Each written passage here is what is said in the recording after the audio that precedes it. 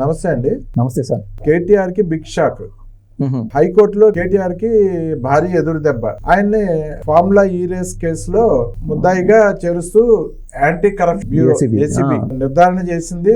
అందులో ఒక 100 కోట్ల స్కామ్ జరిగిందని ఆయన విచారణకు రమ్మని చెప్పి పిలుస్తుంటే నా లాయర్లతో మాత్రమే వస్తాను, నేను సింగిల్ గా రానంటాడు. సింగిల్ గా రావడానికి భయం ఏంటి? ఆయన దోపిడీ చేయకపోతే లాయర్లతో అసలు అవసరం ఏంటి? అసలు నిజంగా ఇప్పుడు మీరు 1,00,000 రూపాయలు ఎక్కడో దొంగతనం చేశారు, మీకు అసలు అది ఏమి తెలీదు, నేను మీ మీద ఒక ఆరోపణ వేస్తాను, మిమ్మల్ని విచారణకు రమ్మంటాను, మీకు రావడానికి ఏంటి భయం? అంతే కదా. వస్తే నాకు అసలు ఏమి తెలీదు, ఎవరి దగ్గర ఎవరి పేరు, ఎవరింట్లో ఎవరి దగ్గర ఎలా కొట్టేశాను అనేది అసలు అది విషయమే ఒట్టి ఫ్రాడ్, అబద్ధం అది.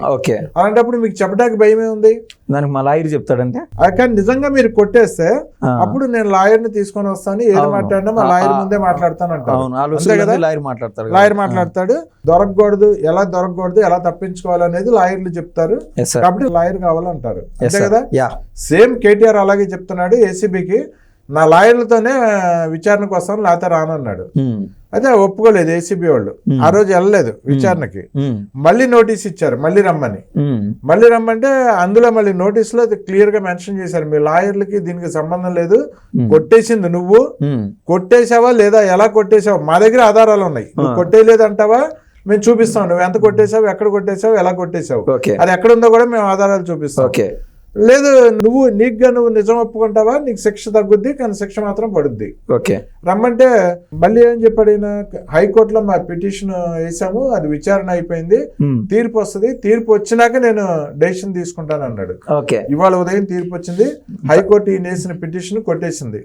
అందులో మేము తలదూర్చాము, మేము ఏసీబీ కేసులో మేము తలదూర్చాము, మీరు ఏసీబీతో చూసుకోండి అని చెప్పి. సో ఇప్పుడు కేటీఆర్ ముందు చూస్తే నెయ్యి, వెనక చూస్తే గొయ్యి, మళ్ళీ సుప్రీంకోర్టు వెళ్ళే ఆలోచనలో ఉన్నాడని చెప్పి అంటున్నారు. ఏంటి 100,000 కోట్లు దొబ్బేసి సుప్రీంకోర్టుకి వెళ్ళిపోతాను, హైకోర్టుకి వెళ్ళిపోతాను అంటే కోర్టులు ఏమన్నా వీళ్ళకి జాగిర్లాగా కనిపిస్తున్నాయా? వీళ్ళు దోపిడీల్ని కోర్టులు సమర్థిస్తాయి అనుకుంటున్నారా? కోర్టులు దొంగతనాలు చేసే దొంగల్ని కాపాడటానికే ఉన్నాయి అనుకుంటున్నాడా? కేటీఆర్ ఏమనుకుంటున్నాడు? సార్, కర్మ అనేది ఒకటి ఉంటుంది సార్. ఎక్కడ ఎవడైతే ఒక పాపం చేస్తాడో అది ఇంకొచ్చే జన్మలో అయ్యేది కాదు, ఇప్పుడే నెలల్లోనో సంవత్సరాల్లోనో అయిపోతుంది. బాబు గారు అరెస్ట్ అయినప్పుడు ఏది ఒక అక్రమ కేసులో, అక్రమంగా పెట్టిన కేసులో అరెస్ట్ అయినప్పుడు అనుచిత వ్యాఖ్యలు చేశాడు, ప్రేలాపాలు పేలినాడు. మీకు ఏదన్నా పంచాయతీ ఉంటే ఆంధ్రాలో చూసుకోండి, తెలంగాణలో కాదు అయ్యా, మనం తెలుగు వాళ్ళం, అది గుర్తుపెట్టుకోండి. రేవంత్ గారు నిన్న మొన్న కూడా చెప్పినారు ఒకటి, తెలంగాణలో కానీ ఆంధ్రాలో కానీ మన బిడ్డలు బయట ప్రపంచంలో ఒక అందరికి ఆదర్శప్రాయంగా తయారవుతున్నారు. ఇరు రాష్ట్రాల్లో ఎవరు ఏ స్థాయిలో ఉన్నా కూడా మనం సంతోషపడాల్సిన విషయం, మనం తెలుగోళము అని యూనిటీ పెంచే విధంగా. కానీ గొడవలు పడి ఏముంటారు సార్, డెవలప్మెంట్ కి దూరం అయ్యే కంటే కలిసి ఉండే అభివృద్ధి సాధించాలని కూడా అన్నారు ఆయన, క్లియర్ గా చెప్పారు. ఇరు రాష్ట్రాల మధ్య డీలింగ్స్ ఎన్నో ఉంటాయి, కొన్ని వ్యవహారాల్లో ఉంటాయి సార్. అయ్యా, ఇక్కడ తెలంగాణలో ఈ కంపెనీ మేము పెట్టలేకున్నాం, ఎందుకంటే దీనికి తగ్గ ఇప్పుడు విండ్కి సంబంధించి సార్ విద్యుత్ అనుకోండి, ఇక్కడ కుదరదు, అక్కడ కదిరి దగ్గర పలానా చోట్ల ఉన్నది, మీరు బాబు గారితో కాస్త మాట్లాడి సిఫారసు చేయండి బా అని రేవంత్ అడుగుతారు. సో ఇట్లా వ్యాపార విషయాల్లో బయట నుంచి పెట్టుబడులు రావాలని ఒకరికొకరికి 100% తోడునాల్సిందే.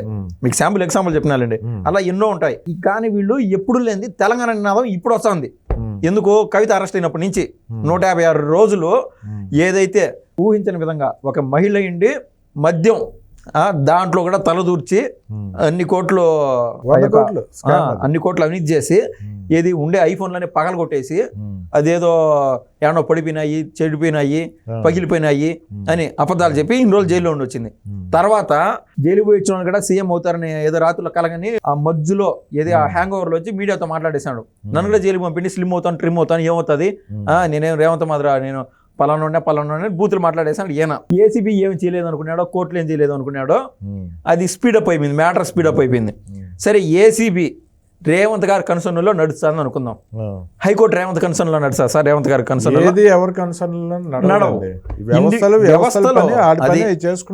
అవును. కానీ వీళ్ళు బయటకు వచ్చి రేవంత్ చేస్తున్నాడు అని చెప్తున్నారని ముందే చెప్తున్నా. హైకోర్టు మాకు సంబంధం లేదబ్బా అని చెప్పేసింది. కేసీఆర్ గారికి లేని పరిచయం అలా చెప్పండి, హైకోర్టులో కాదు ఎక్కడైనా కూడా. కానీ తప్పు చేసింది సుస్పష్టంగా కనిపిస్తుంది, డాక్యుమెంటెడ్ ఫామ్ దోపిడీ కనిపిస్తుంది. అదేంటంటే ఆయన అదృష్టం ఏంటంటే ప్రస్తుతానికి ఇప్పుడు బాబు గారికి ఉన్నంత వెసులుబాటు రేవంత్ గారికి లేదు అక్షరాల. అవును. అక్కడ చూస్తే నువ్వు ఏ మండలానికి పోయినా కూడా, ఏ పల్లెటూరు పోయినా కూడా, ఒక జిల్లా స్థాయి వేసుకోండి, ప్రతి చోట వైసీపీ వాడు ఏ అవినీతి చేసినాడో తేట తెల్లంగా కనిపిస్తానే ఉండదు. అవును. ఇక్కడ వీళ్ళు కొంచెం ప్లాన్డ్ గా డెప్త్ చేసుకున్నారు ఈ బీఆర్ఎస్ వాళ్ళు, ముఖ్యంగా కేటీఆర్ ఈ యొక్క ఫ్యామిలీ. ఆల్రెడీ చెల్లెలు జైలు పోయి ఇచ్చినది, ఇంక అన్నం ఉన్నది. ఈయన మీకు కనిపిస్తుంది 100 కోట్ల వ్యవహారం సార్.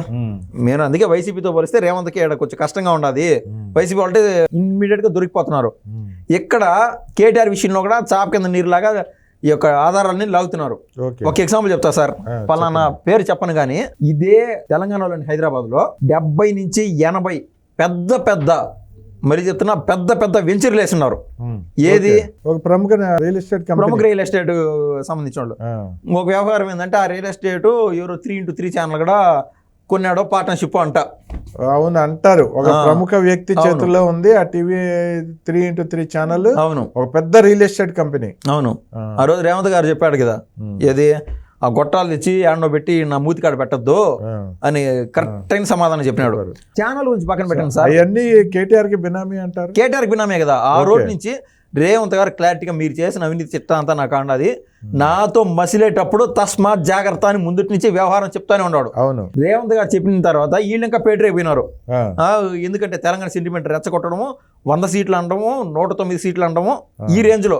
ఎందుకంటే ఎంఐఎంకి ఒక 7-8 పవన్ ఇచ్చి 109 సీట్లు వచ్చాయి, 100 వచ్చాయంటే ఎంత కాదని 80-85 వస్తాయిలే, ప్రభుత్వం ఆడిపోతుంది లేని.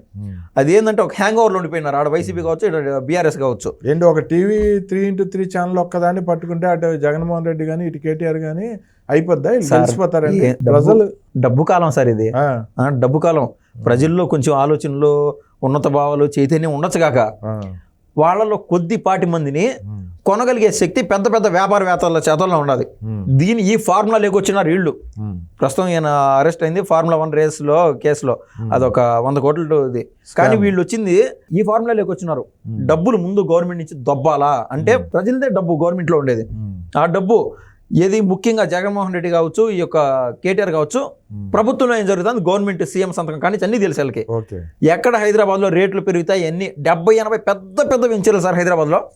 ఆ యొక్క పెద్ద డీలర్ ఎవరైతే ఆ బిజినెస్ మ్యాన్ ఉన్నాడో, ఆ బిజినెస్ మ్యాన్ తో స్ట్రైట్ డీలింగ్. అది బయట పడితే ఎవరైతే నేను చెప్తున్నానో ఆయన గురించి ఆల్రెడీ కూటమి ప్రభుత్వం కూపి లాగేసింది. ఏడొక్కడే ఏళ్ళు పెట్టలా, ఆంధ్రాలో కూడా ఏళ్ళు పెట్టున్నాడు నేను చెప్పే వ్యాపారవేత్త. ఈయన బాధ ఏంది, ఈ 100 కోట్ల విషయంలో పొరపాటున జైలుకి కనబోతే ఈడ బయట వ్యవహారాలు కానీ అన్ని చక్కబెట్టేదానికి ఏమి ఉండవు. అట్లాంటి 1000 కోట్లు కన్నా బయటికి పడితే మళ్ళీ బతుకులేరా నాయన, అసలే మా హరీష్ రావు స్పీడప్ లో ఉన్నాడు, రూట్ వ్యవహారం వేరుగా ఉంటది వెనకటికి అని అందుకు ఈయన పనకలాడుతున్నాడు సార్. అది జరుగుతుంది మ్యాటర్. ఇప్పుడు ఏసీబీ విచారణకి వెళ్ళాలి. ఇప్పుడు ఖచ్చితంగా రమ్మని చెప్పి పిలిచారు. డెసిషన్ తీసుకుంటున్నాడు. ఇంకా డెసిషన్ లేదు, ఏం లేదండి. ఈడ్చుకెళ్ళి లోపల వేస్తారు. వెళ్ళకపోతే ఇప్పుడు లేట్ గానే అయితే ఏసీబీ కోర్టుకు గన్నా పోకుండా, కార్ టైర్ చెడిపోయిందో, మా లాయర్ రాలేదనో, నాకు మోకాలు నొప్పి వచ్చేసింది, సడన్ హాస్పిటల్ పోతున్నాను, ఇన్ని వ్యవహారాలు నా చెప్తే రేవంత్ రెడ్డి గారిని వాళ్ళ ఇంటికి పోయి అర్ధరాత్రి 3-3:30 ప్రాంతంలో గోడలో తలుపులు బద్దలు కొట్టి బెడ్రూమ్ ఎదురు ఏదైతే జరిగిందో రేవంత్ గారు అంటే ఏదో మళ్ళీ చూపిస్తాడు. అంటే రేవంత్ గారి మీద అరెస్ట్ చేసింది అక్రమ అరెస్ట్, ఇక్కడ ఏమో చేసింది వీళ్ళు దొంగతనం చేస్తుంది, దొరికిపోయారు. ఒకటి సార్, సంసారం చేసుకుంటున్నారు, ఏ కుటుంబమైనా సంసారం చేసుకుంటూ ఉంటది. దగ్గరలో పెద్ద స్కాములు అవన్నీ బయటపడతాయి. కేటీఆర్ గారు లోపలికి పోతే పెద్ద స్కాములు బయటకు పడతాయి. అది ఎన్నలేని, అది చెప్పలేని టెక్నాలజీ సార్. అందరూ మనం చూసాం. అది పలానా దేశం, ఆ దేశం పెరగడం మర్చిపోయాను వాస్తవంగా. ఎక్కడైతే ఒక ఇల్లు ఉంటుందో దానికి ఆల్మోస్ట్ 300 మీటర్ల నుంచి 500 మీటర్ల పరిధిలో ఒక పాతది ఒక ఇడ్లీ బండో, ఒకటేదో తోపుడు బండో అట్లాంటి దాన్ని అటు ప్లేస్ చేస్తారంట. అక్కడ ఏవైతే ఫోన్ కాల్స్, ఎన్ని మొబైల్స్ ఉన్నాయో, ఏ మొబైల్స్ యొక్క నెంబర్ అవసరమో ఆ ఫోన్ కాల్స్ అన్ని రహస్యంగా వినడము. ఒక్కొక్కటి బతుకులు ఒక్కొక్కటి వ్యవహారాలు ఉంటాయి సార్. రేవంత్ గారు కావచ్చు, ఇంకొకరు కావచ్చు, కేసీఆర్ కావచ్చు, ఎవరికైనా వాళ్ళ పర్సనల్స్ వీళ్ళు విని, జగన్మోహన్ రెడ్డి గారు కదా RRR గారి ఏదైతే జరిగిందో ఆయన కొడతా ఉంటే వీడియోలు చేసి నవ్వుకున్నారో, ఆ మాదిరి రేవంత్ గారిని అతి దగ్గర నుంచి మానిటర్ చేశారు. అయినా ఏమైందా, ప్రభుత్వం రాకుండా రేవంత్ రెడ్డి గారిని ఆపినారా? రేవంత్ రెడ్డి ఒక కాంగ్రెస్ ప్రభుత్వానికి 4 సీట్లు 5 సీట్లు 6 సీట్లు వస్తాయేమో అనుకున్నారు. అంత పడిపోయిండేదాన్ని జువ్వని లేపినాడు the real hero the Revanth. ఆయన వ్యవహారం ఇప్పుడు చూపిస్తాడు. ఇప్పుడు కేటీఆర్ ఖచ్చితంగా వెళ్తాడంటున్నారు మీడియా వర్గాల నుంచి మనకు అందిన ముఖ్య సమాచారం అది. మనకు కనిపిస్తుంది కదా, స్పష్టంగా కనిపిస్తుంది. ఒక చెత్త మాటలు పేలినంత మాత్రాన అవి కేటీఆర్ అనుకున్నట్టు అవి జరగవు. ఏది నన్ను అరెస్ట్ చేయండి అన్ని. అప్పుడు ఇందెందుకు నాకు లాయర్ కావాలా, నాకు ఇంకా నోటీసులు రాలేదు, ఇందెందుకు నువ్వు ఓపెన్గా పబ్లిక్లోకి వచ్చి నేను తప్పు చేయలేదు ఫార్ములా E1 రేస్ పైన నువ్వు ఎప్పుడైనా మీడియా ముందు మాట్లాడినావా? నువ్వు మీడియా ముందుకు వచ్చి రేవంత్ అని తిట్టడము నేను చేయలేదు అని అదొకటే జరిపోయింది. ఫార్ములా E1 రేస్లో ఇది జరిగింది, రేపు నన్ను కోర్టులో పోతే నన్ను ఈ విధంగా ఇరికించడానికి ప్రయత్నం చేస్తున్నారు అని ఓపెన్ గా చెప్పు, తప్పే ఉన్నది. దానిపైన నువ్వు మాట్లాడింటే మీడియాకి వచ్చి యావత్ తెలంగాణ ప్రజలు హర్షించేవాళ్ళు. దానిపైన ఈ రోజు వరకు నువ్వు సుస్పష్టంగా ఎవరికి మాట్లాడాల. కనీసం బయట నుంచి చూసే అనలిస్టులు కావచ్చు, ఒక జడ్జిలు కావచ్చు, బయట సార్ బిసైడ్ ద కోర్ట్ నేను అంటాంది ఆ కేసులో ఏమైంది, అసలు ఏం జరుగుతుందని ఫార్ములా E1 పైన జనరల్ అఫిడవిట్లో ఏం జరుగుతుంది అనేది ఎవరు చూడగలిగేవాడు లేరు, కనిపించడంలే. ఈయన అంత నిజాయితీ పరుడు, అంత ప్రబుద్ధుడు అంటే బయట కనిపించేట్టుగా చూపించింటాడు. పలానా డాక్యుమెంట్ ఇది జరిగింది బా, నాకు తెలియకుండా జరిగిపోయింది, అసలు దీంట్లో తప్పే జరగలేదని చెప్పింటాడు. అవన్నీ కోర్టు పరిధిలో ఉన్నాయి. అసలు ఏం జరిగిందనే అందరం దగ్గరలో వినబోతాం, చూడబోతాం. ఇంకా అందుతున్న సమాచారం కేసీఆర్, హరీష్ రావు కూడా మొత్తం అంతా జాతకాలన్నీ తిరగబడబోతున్నాయి. మొత్తం వాళ్ళ మీద కూడా దోపిడీలు, వాళ్ళు చేసిన దోపిడీలు, దారుణమైన దోపిడీలను కూడా పూర్తి ఆధారాలు బయటికి తవ్వారు రేవంత్ గారి ప్రభుత్వం అని చెప్పి తెలుస్తుంది. 100%. ఓకే, రేవంత్ ఈ పేరు మళ్ళీ మళ్ళీ వింటారు సార్. ఓకే అండి, థ్యాంక్ యూ అండి. Thank you sir.